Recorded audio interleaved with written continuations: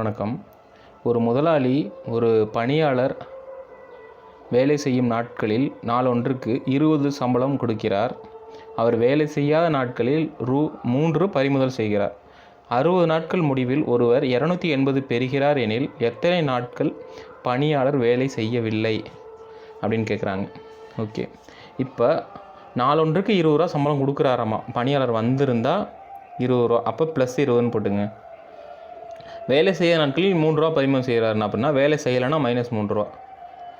மொத்தம் 60 நாள். ஓகே, 60 நாள். அவர் வாங்குகிற சம்பளம் 280 ரூபா, அப்போ 280 ரூபா. இதுதான் நமக்கு 280 ரூபா தான் வரணும். மொத்தம் 60 நாள். அவர் பணிக்கு வராத நாட்கள் தான் கேட்குறாங்க. உதாரணத்துக்கு ஆப்ஷன் ஏ வந்து எடுத்துக்கலாம். இது ஆப்ஷன்லேருந்து போடுறது தான் இருக்கிறதுலே ஈஸி. இப்போ ஆப்ஷன் 30 எடுத்துக்கிட்டோன்னா 30 நாள் வரலைன்னா எத்தனை நாள் வந்திருப்பார்? 30 நாள் வந்திருப்பார்.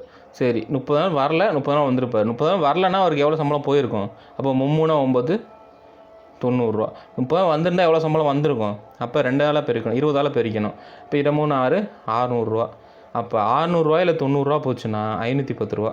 ஆனால் அவங்க எவ்வளோ சம்பளம் கொடுத்துருக்காங்கன்னு சொன்னாங்கன்னா 280 ரூபா கொடுத்துருக்கேன்னு சொல்கிறாங்க. அப்போ நம்ம எடுத்துருக்க ஆப்ஷன் தப்பு. 30 நாள் வரவில்லைங்கிறது தப்பு. அடுத்து இப்போ 40 எடுத்துக்கலாம். 40ன்னு எடுத்துக்கிட்டிங்கன்னா 40 நாள் வரலைன்னா எத்தனை நாள் வந்திருப்பார்? 60 நாளில். அப்போ 20 நாள் வந்திருப்பார். இப்போ 3 ரூபா மைனஸ் பண்ணணும் வராத நாள் ஒவ்வொரு நாளைக்கும். அப்போ 3 12 120 ரூபா மைனஸ் ஆயிரும். ஓகேவா? புரியுதுல்ல? 40 நாள் வரலன்னா 20 நாள் வந்திருப்பார். ஒரு நாளைக்கு 3 ரூபா மணிக்கு 40 நாள் வரலைங்கிறனால 3 12 120 ரூபா. ஒரு நாளைக்கு வந்தார்னா அவருக்கு 20 ரூபா ஆட் ஆகும். அப்போ 20 நாள் வந்திருக்காரு. 2 நாள் 400 ரூபா. 400 ரூபா கொடுத்துருப்பாங்க, 120 ரூபா மைனஸ் பண்ணியிருப்பாங்க. அப்போ 400ல் 120 போச்சுன்னா -120. 0 8 ஒன்று கடை வாங்கினா 3. அப்போ 3ல் 1 போச்சுன்னா 2 280 ரூபா. இப்போ ஆப்ஷன் வந்துருச்சான்னு பாருங்கள். 280 ரூபா வந்துருச்சு. அப்போ நம்ம எடுத்திருக்க அந்த 40 நாள் வரலைங்கிறது கரெக்டு.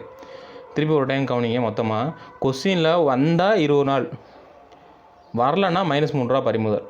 அவங்க வராத நாள் கேட்குறாங்க.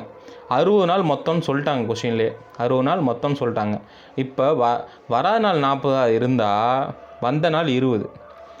வராத நாளுக்கு 3 ரூபா மைனஸ்னால் 3 12 120. வந்த நாள் 20 ரூபானா 20 ரூபா ஒவ்வொரு நாளைக்கு ஆட் பண்ணுவாங்க. அப்போ வந்து 2 நாள் 400. அப்போ 400ல் 120 போச்சுன்னா 280. நம்ம எடுத்திருக்க 40 நாள் வரலைங்கிறது கரெக்டு. ஓகே, நன்றி.